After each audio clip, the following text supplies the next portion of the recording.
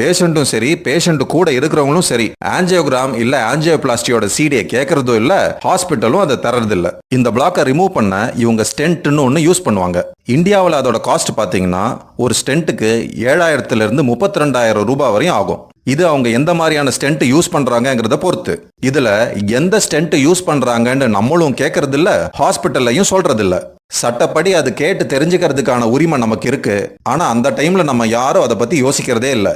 இந்த ப்ரொசீஜருக்கு insurance coverage stent தாங்க use பண்ணோம். அப்படி யூஸ் பண்ணா அதுக்கு நிறைய அட்வான்டேஜ் இருக்கு.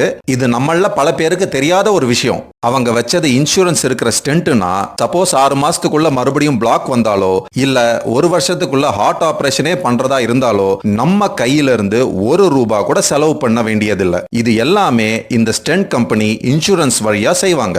இது அவங்க கடமையும் கூட.